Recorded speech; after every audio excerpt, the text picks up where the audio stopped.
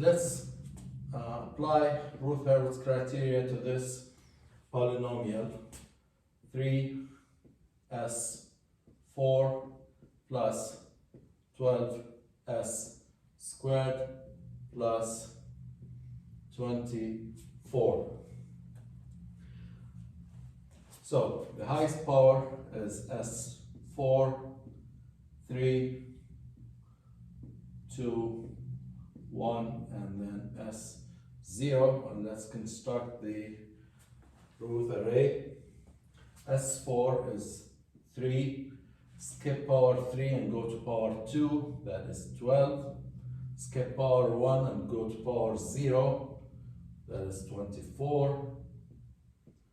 Now the second row, you pick up SQ, which is 0, then skip square and go to S, which is also 0. So that means we have a full row of zeros, and I actually expected that because this was, to begin with, an even polynomial. So to continue, this is actually an auxiliary equation. The row above the zeros, which is 3s4, 12s2, 24s0, that's this polynomial. So what we used to do is take the auxiliary polynomial, 12s squared plus 24, and differentiate that dqa by ds, and that is 12s cubed plus 24s, and this is 0, and replace the zeros by the coefficients of the derivative here. So for s cubed we have 12, and for s we have 24. And now I can continue, complete the rest of the array. So for B1 here, I will have 6 and 24, and then for C1 I will have negative 24, and then 24. And as I said, the array always shrinks by one element every 2 rows. Now here, if we inspect the first column of the Ruth array, we will find that we have positive number, positive, positive, then negative, and then back positive again. So we have one sign change. Here's one, and another sign change here. That is 2 sign changes, and that indicates 2 positive roots. And that's exactly what you have if you find the roots of this polynomial. You'll find that s is equal to plus minus 0.64 plus minus j 1.6 approximately. These are 4 roots, 4 complex roots. 2 of them have positive real parts. These are 0.64 plus minus j 1.6 and negative 0.64 plus minus j 1.6. These 2 roots have positive real part, which means that they are in the right half plane. That's what I got right here. Now let's apply Ruth-Hurwitz criteria to this polynomial, 6th order polynomial, and let's construct the Ruth array. The highest power is s6, 5, 4, 3, 2, 1, and 0. And now power s6 coefficient is 1. Skip power 5, go to power 4, that is 7. Skip 3, go to 2, that is 20. Skip 1 and go to S0, that is 24. And now S5 is 4. Skip 4, go to 3, that is 16. Skip 2, go to 1, that is 32, and then nothing. Now, let's complete the root array. Here, we have 28, 16, 12, 3.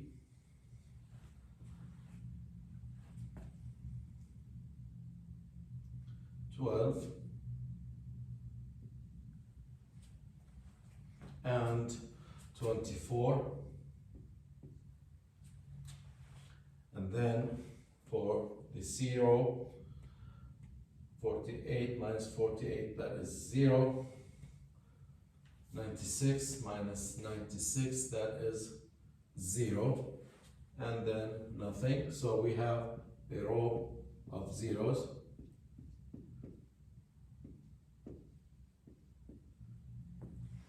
So the auxiliary polynomial is 3s4, and then skip a power, go to 12, s2, skip 3, and then 24, and take the derivative, that is 12s cubed plus 24, 12, 24, and continue. And if you notice, it's the same right here. So I will have 6 and 24 and negative 24 and 24 right here. So we have here the same. Now, this polynomial is actually the product of two polynomials. Q equals was s squared plus 4s plus 3 times s4 plus 4s squared plus 8. This leads to this polynomial. So the auxiliary polynomial within this big polynomial was actually this polynomial. And notice that the analysis starting from the auxiliary polynomial and down is exactly the same as in here. So that means that the analysis that follows the auxiliary polynomial actually studies the roots of the auxiliary polynomial. So if we have any sign changes here, those sign changes would be due to the roots in the auxiliary polynomial. So that's for the rest of the polynomial, and there's no sign change here, and that's expected because the roots here are -1 and -3, so both are negative roots, so I did not have any sign change, and the rest of the analysis belongs to the auxiliary polynomial. And for the auxiliary polynomial, we have one sign change, another sign change from positive to negative, and then negative to positive, two sign changes, two positive roots. So whenever we have an auxiliary polynomial, the analysis that follows belongs only to the auxiliary polynomial. So if I have a sign change here, that sign change did not come from the auxiliary polynomial, it was actually from the rest of the polynomial. But anyway, auxiliary polynomials, you will have either you will have positive roots, or in the best scenario, you will have imaginary roots only. But you can never have negative roots when you have an auxiliary polynomial. Let's look at this polynomial. Let's say that Q is a characteristic equation.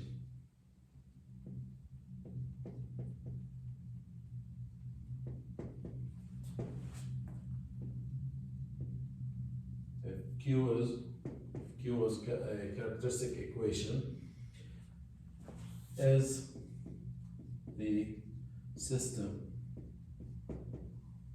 stable?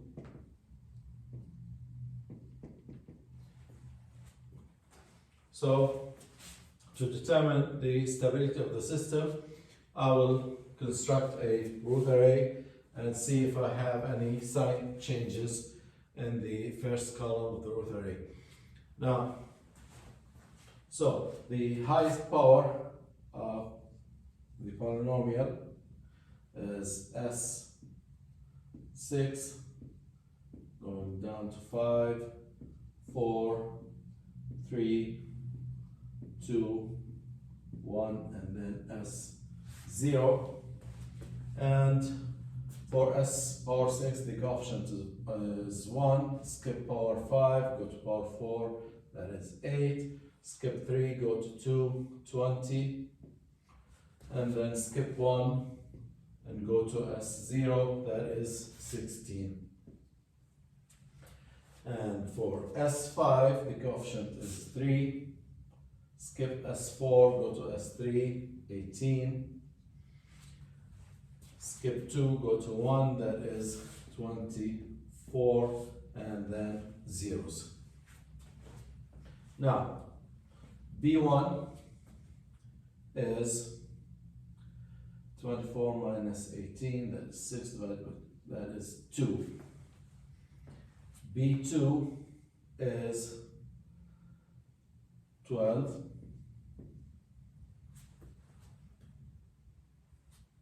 And B3 is 16. C1 is 0. C2 is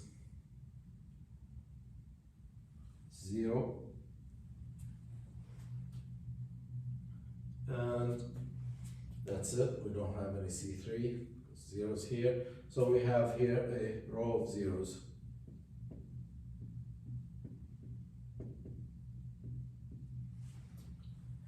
So the auxiliary equation, auxiliary polynomial, is the polynomial right above the zeros, right here. It's S power 4. The coefficient of S power 4 is 2. Skip 1 power, go to S squared, and the coefficient is 12. Skip S1, go to S0, the coefficient is 16. Now differentiate dq by ds, that is 8s plus 24s.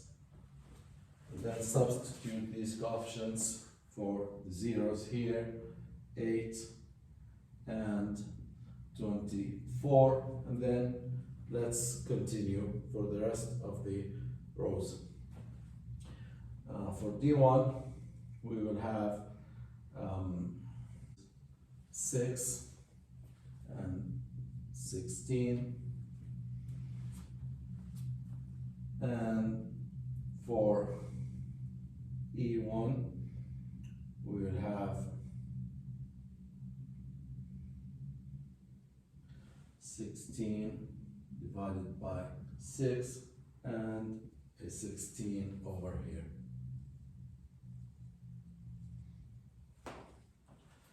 The corner element is repeated.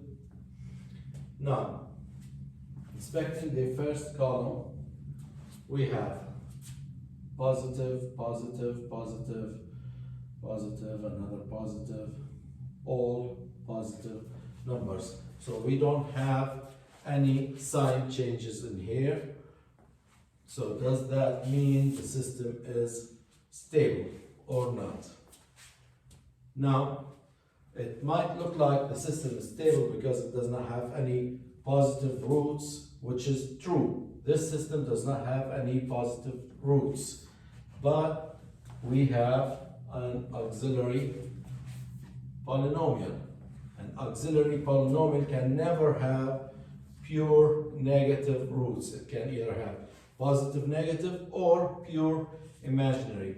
And that's actually the scenario in this case. If you find the roots of this polynomial, you will find that the roots are s equals -1 and -2 and plus minus j2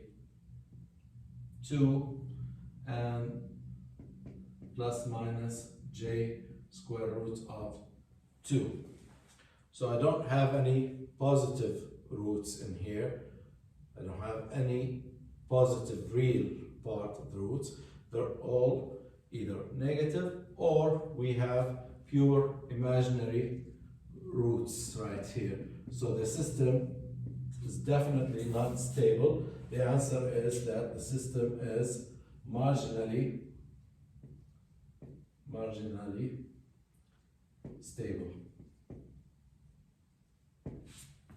That's the situation because of the existence of an auxiliary polynomial.